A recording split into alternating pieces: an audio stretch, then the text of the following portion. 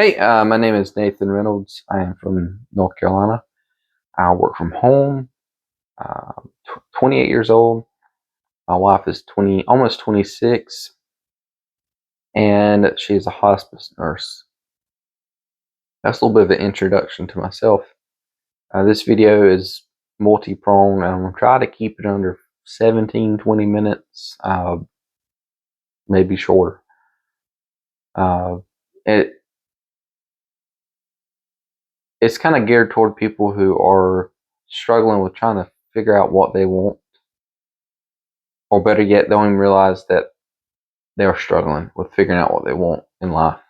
So a lot of people are aimlessly um, just working and or don't have an end state or end goal that they're aiming toward. Or maybe it's vague. Maybe you kind of have an idea, but it's vague what you want. It's also geared toward people who are younger, who don't really have anyone to give them this advice that I wish I had when I was in high school and young adult. Um, I'm technically still sort of a young adult. I'm almost 30, so I'm kind of aging out of that category. But it's geared toward younger adults and or people coming out of high school, or maybe even in high school, uh, and or just people in general who struggle with their vision for their future, or the career path, or finances, real estate. Um, I'm going to touch on finances, real estate. I'm going to touch on um, especially those two things, and maybe a few others. I'm in the tech field. I'm sure I'll probably touch on that, especially in other videos that I aim to do. So let's get started. I was homeschooled in high school or throughout grade school, and I never went to college. Um, College is one of those things where it depends on what you're doing and the type of person that you are, whether you need it or not to succeed in this world. I will not ever be one to force it on my kids whenever we do have kids. We don't currently. It is an option. It is not the only route to success. Um, in fact, a lot of the millionaires that I know have either very little college education or none. And if they do, in many cases, their degree and or specialty that they specialized in college, majored in, isn't even how they became successful. But it is a valid option. It's a valid option for your career path and or just self-disciplining yourself in education. It may even be a good route to help you figure out what you want to do. But college can be very expensive, and I would recommend going to college if you know exactly what you want to do and you're not very good at self-disciplining yourself and finding avenues of online resources, or basically creating that structure. College offers structure. For me, in high school, I realized I liked web design, and I began to venture down that path and learn. I put away video games, like 90%, 80% of video gaming in high school, and began really focusing on website design. It went from website design to a little bit of software development. I got my first full-time job in my early 20s. It took some time to finally land that job. And when I did, it was in the RTP area for Cisco Systems. It was completely out of my league, the job that I landed.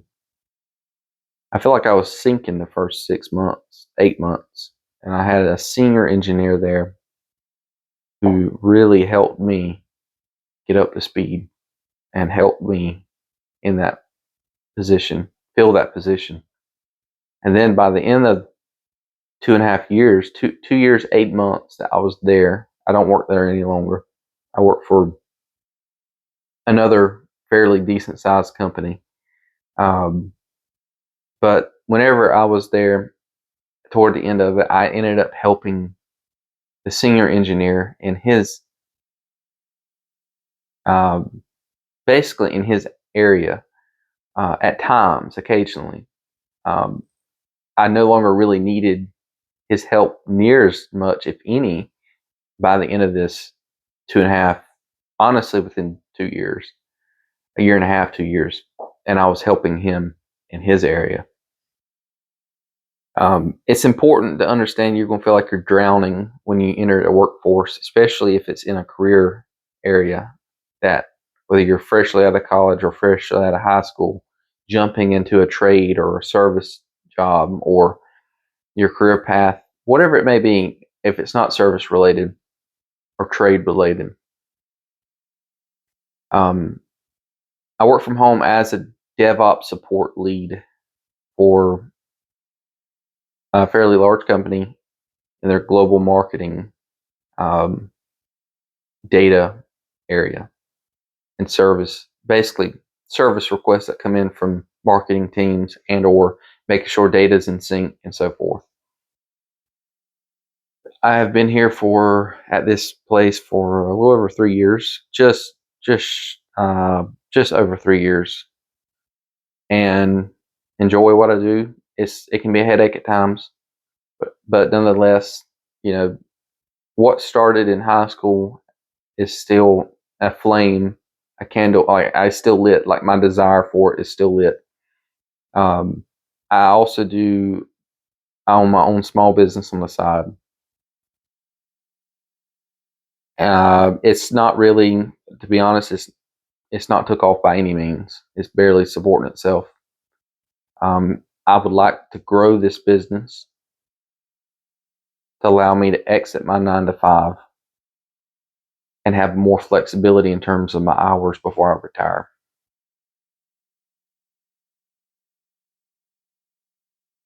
So let me go back a little bit. In high school, I kind of knew what I wanted to do.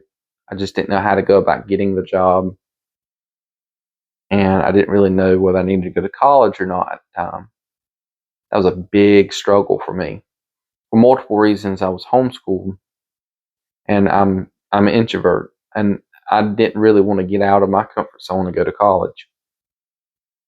I also was not familiar with the public school system and or colleges in general, um, because of my homeschool background. And there's no shame in homeschool.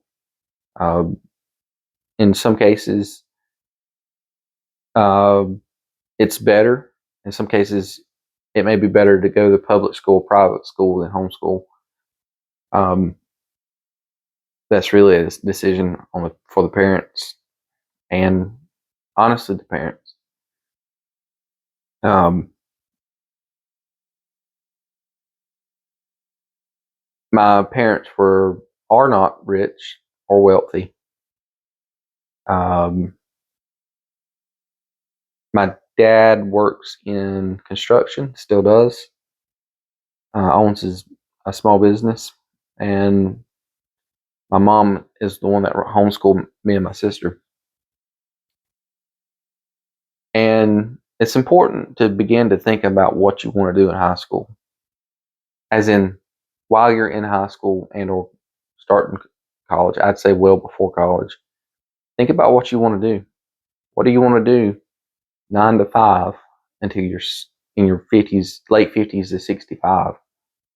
Because most people do not retire until they're in their early mid 60s or late 50s. In rare cases, in their 50s, especially if they've been working 9 to 5, because a lot of people lean on a 401k, and that's very important. So think about what you want in high school, what you truly want to do for the most of the rest of your life. Can you shift? Absolutely. Can you change? Yes, but it's hard. If you've dedicated the last 8 years to doing something, and all of a sudden you want to switch and pivot, very, very difficult to gain that experience where you've dedicated the last 8 years of your life to something else. That's why it's important to figure out what you truly want to do for your 9 to 5. You can do it. You can pivot, but it's difficult after 5 years, I would say. Um, Experience takes time. And without experience in any field, you're not going to make very good income, uh, which has a lot to do with your retirement, your lifestyle, and financial freedom. So figure out what you want, what you truly want to do. And that's the difficult part sometimes. And that requires you to experiment in areas that you think you want. So if you think you want to be an electrician, if you think you want to be a plumber, if you think you want to be a dog groomer, if you think you want to mow lawns for the rest of your life, you're in your 60s or 50s, maybe you want to own your own business and run a crew of uh, HVAC techs. Try working in that field for 6 months to a year and a half. And I'd say within a year and a half, 2 years, you're going to have a good idea whether you want to do that for the rest of most of your life. So experiment in the fields you think that you want to do. Do this in high school if you can, even if it's just an internship during the summer. Watch YouTube videos on that field. So experiment, experience, and watch videos on it. Once you figure out where you want to go and what path you want to go down for most of the rest of your life, figure out not only your career path, but figure out what you want. What does life look like? What does the end state look like by the time you're in your 50s, 60s? What does that look like? What do you want it to look like? For me, I don't want multi-million dollars. I don't want more than $2 million in my account, 3 million. For multiple reasons. Number one, my lifestyle does not and should not and probably will not inflate to need more than $2 or $3 million in my account, especially by the end of my life. Toward the end of my life, you're in your 50s, 60s. You're past the middle age state. You're on the other side of that metaphorical hill.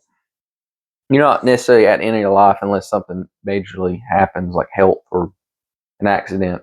In most cases, but what's that end state look like? What do you want? What do you truly want? And I've been asking myself that for a few years, but especially the last 8 months. Take a step back to the career portion.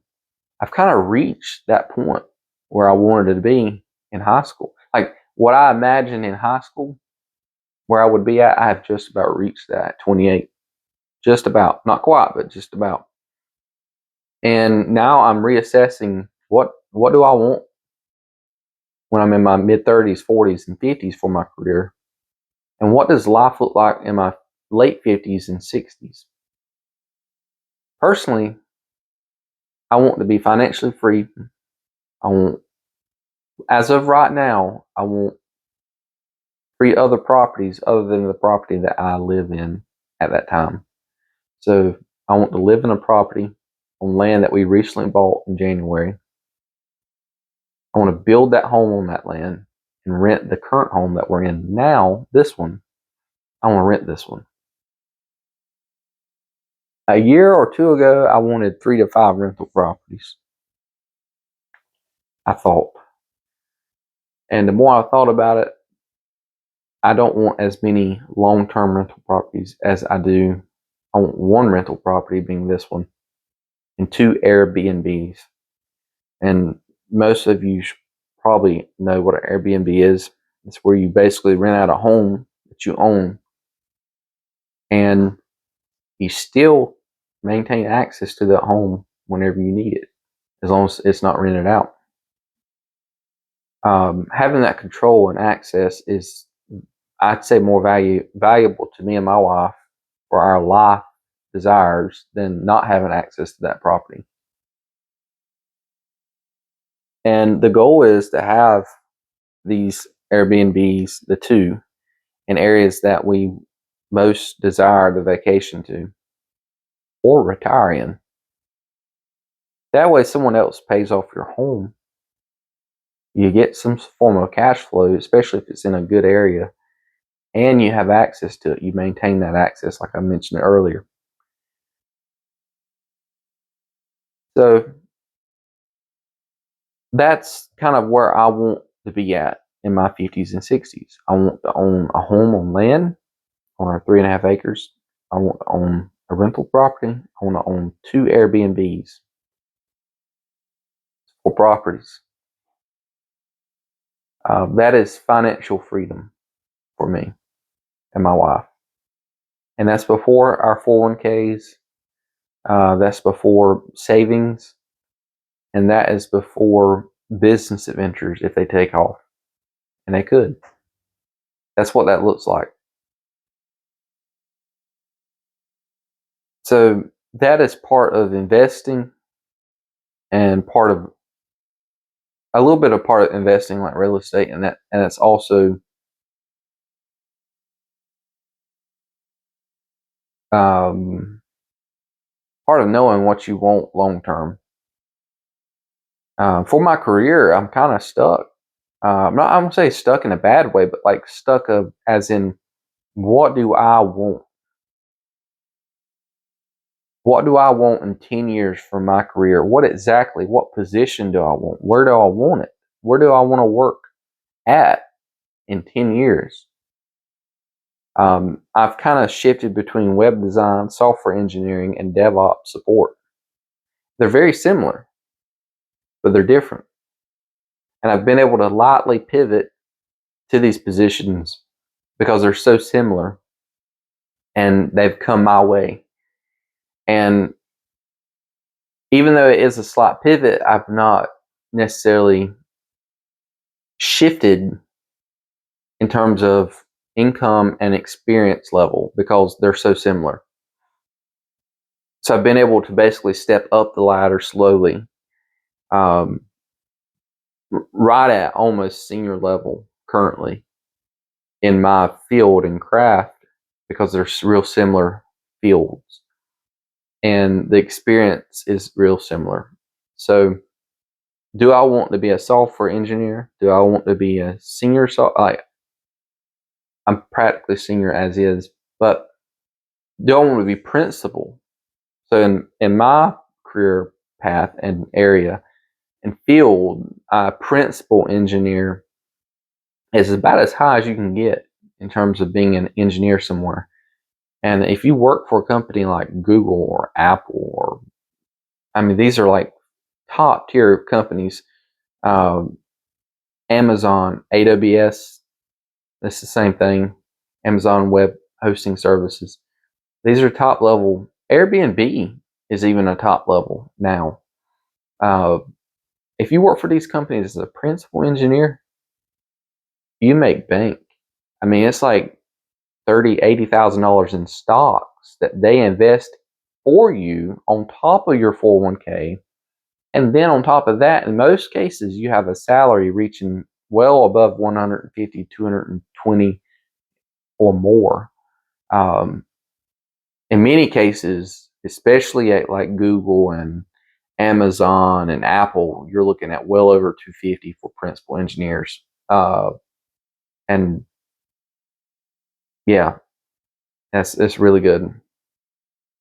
Um, that's kind of where I think I want to be in 10 years. Honestly, probably 5 years. Um, I don't know. I'm still thinking on that. And it's not necessarily as much about the money as it is the accomplishment for me. The money's nice. I make decent now. Um, my wife and I are middle upper class, somewhere between there. And I'm hoping to be able to retire in my 50s. And that financial freedom is key. Being able to be free financially and not, I mean, like I said before, you know, $2 to $4 million, I'm good. If you think about it, if you have just say $1 million in a 401k, 5% of that annually, that's a good chunk of change coming your way. You could take that off instead of have it. In other words, your balance would be $1 million, and you could take 5% every year off of your $1 million in your 401k, and that would be what you lived off of. Because think about it, in most cases, you're going to be debt free in your 50s, 60s, or should be, and you don't have that much expenses as long as your lifestyle has not inflated. Lifestyle inflations, you got to be careful with that. So think about long term. What do you want in terms of your career, and what do you want in terms of your in state at retirement? What's your exit plan? What's that in state look like as well at your exit? Those are key. To get back to like advice I wish I would have had in my early 20s and teens, um, things that I don't think most high schools go over is investing, real estate, which is a form of investing, and home, owning a home, what it looks like to own a home and buy a home, and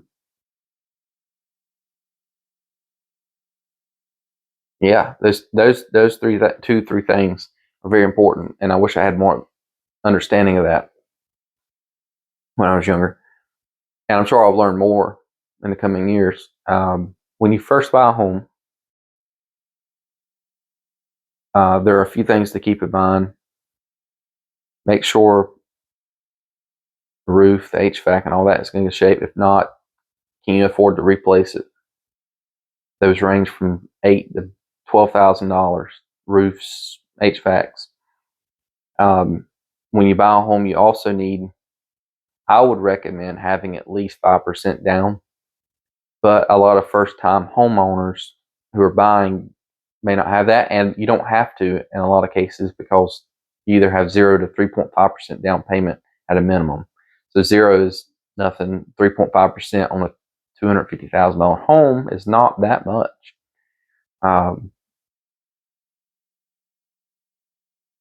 You have to do the math on it, but it's not that much. If you don't have 20%, and most people don't, especially if it's your first home, you're gonna have to pay for PMI, private mortgage insurance, and it's about, for us it's like $120 a month because we didn't put 20% down. We've owned this home for 3 years. It has appreciated well over 3 to 5%, which is average annual what a home basically appreciates every year, or inflation. So a home that's worth 200,000, supposedly after 1 year is worth between 203 and 205,000 the next year. In this area where we're at has increased by at least 8 to 12% the last 2 or 3 years. So, and our interest rate we bought our home at a 2.9 interest rate, and you cannot find that right now. It's 7%. An interest rate is what you pay on in interest to the bank, not on your principal loan, every year. It's based on the loan balance. So if the loan balance is between 200,000 and 190,000 or 195,000 throughout that year, you pay the average of that based on the percentage rate, APR, annual percentage rate, which is APR. So right now it's like 7.5%, which is a lot. That's why mortgage rates are so high. That's why rent is so high. If you're thinking about getting in rental properties, one way to accumulate rental properties is to buy your first home, live in it for a few years, rent it, move, rent it, and then buy your second home, and then do that in your second to third home. Some people house hack. They'll house hack and they'll get like a duplex or a three triplex or something like that if they can afford it, and they'll rent the other ones out, live in one. That's called house hacking. And once you move, you rent out the other place that you were living in. If it's a duplex, you rent out the one that you were living in, and you had the other one rented out to begin with. That's a really good way to get rental income.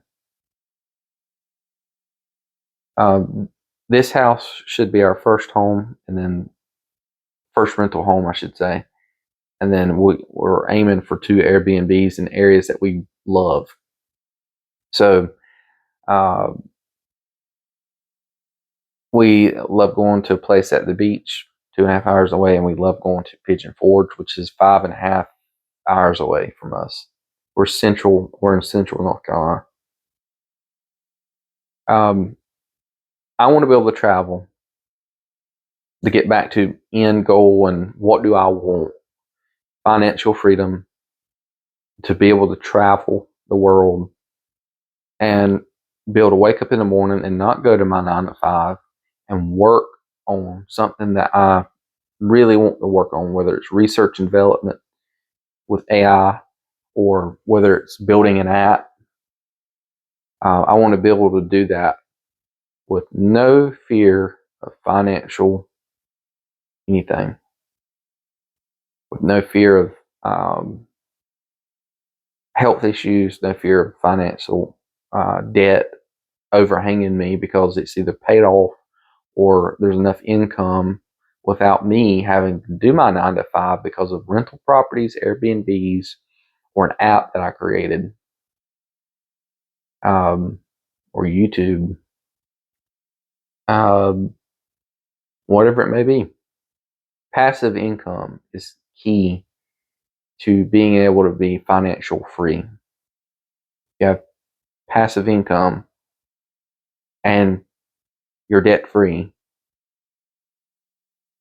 Those are 2 key things to being truly financially free. Because if you're debt free, you still have living expenses. If you don't have any source of income, you're not really financially free. So you still need income. Of some form, you need income, no matter if you don't have debt, to be financially free. So career path, finances, investing, pay off your debt, use the debt snowball. Dave Ramsey, there's certain things I agree with him, certain things I don't, but he's got a lot more money than I have. His debt snowball, pay off your smallest debt first and roll whatever you're paying toward that one to the next one. If you're able to put $200 a month toward your smallest debt and you pay that debt off, and you're still making payments on that second smallest debt, you roll that $200 a month onto whatever you're already paying on it. So if you're paying $75 a month on the other one, now you have $275 a month going toward that second debt. That's a little bit more than the first one. and just keep rolling that until you're paying off your mortgage with everything that you're putting toward your credit card before, or your vehicle payment before. All that's going toward your mortgage now. That's the debt snowball. I wish I would have known that earlier. Um, Actually, I did know about that earlier. That's actually one thing I did learn in high school. I will correct myself on that. After repair value, AR, after, I think it's after repair, all right, ARV. Yeah, ARV. That is, if you're remodeling homes and flipping homes, what's the value of this home if I remodel it? What's the market value after I remodel it? And that's your profit range based on what you put into the home and what you get out of the home. Pretty simple. ARV is, just say, the market value of this home. If you were to just say it was outdated, if I remodeled it, it went from, I put 150,000 into it, but the ARV is 220,000. That's a margin. There's a margin there, which is your profit margin. 220 to 175. That's, almost 50 grand. Your net worth, I think I may have went over this, but I'll slightly hit on that again. Your net worth is dependent upon your assets to debt ratio. So if you have $600,000 in assets and you have $400,000 in debt, your net worth is about $200,000. Just because you have $1 million home does not mean you have $1 million in net worth. If you owe $900,000 on that home, your net worth is only $100,000. So not all that. In other words, someone who outright owns a $400,000 home is richer than someone who doesn't have any cash hardly in the bank, but was able to buy a $1 million home with no down payment because they owe $1 million. They can't go and sell that home for $300,000 like the other guy. Like, guy number one owns a $300,000 home outright. Guy number two owns a $1 million home, but owes $1 million on that home. This guy right here is richer than this guy. So that's net worth. Vehicles are not assets, and they cannot be technically factored into that. But the debt of a vehicle does get factored in. So if you owe on a vehicle, that's deducted from your net worth. Cash is also included in your net worth, and I think that's what net worth is. So you have debt payoff, debt snowball, net worth, real estate, invest in your 401k. If your job offers it, do it. It compounds, and when you're in your 60s, you can start pulling off of either the entire amount. You can pull out in big portions over the course of years, or you can just pull out what it appreciates or the interest incurs. So if interest incurs of 5% annually on $1 million, like I said earlier, I think I said this earlier, that's 50 grand a year, 5%. So that's not bad. That's not bad if you have no debt, you have no major living expenses. Yeah, and you can also pull out more than that. Like, I would say that's bare minimum of what you can pull out, is what it incurs, because you can pull out an additional 30,000 a year off $1 million, and it'll take a while to go through that. 20 years, at least 20 years. 20 times 30,000, 600,000. So you can live off that easily for 20 years. and still have 400 grand to pass down to your kids if you have kids or family. So I think that's it for this video. What do you want if you're young and trying to figure out your career path? You don't have to go to college. You can go to college. It's an option. Figure out what you want, which is number one. Education and experience is number two. Dive deep into your craft or field. Investments, real estate, that's number three. And just sit down with pen and paper. I don't recommend using your phone notes or laptop notes. Pen and paper, analog. Go analog on this. And think for the next 3 to 6 months. What do you want? What does 5, 10, 20, 30 years look like for your career? And what does 5, 10, 15, 20 years look like for your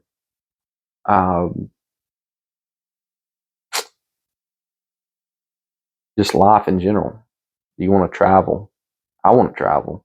I want a conversion van, a Sprinter conversion van. I want to travel.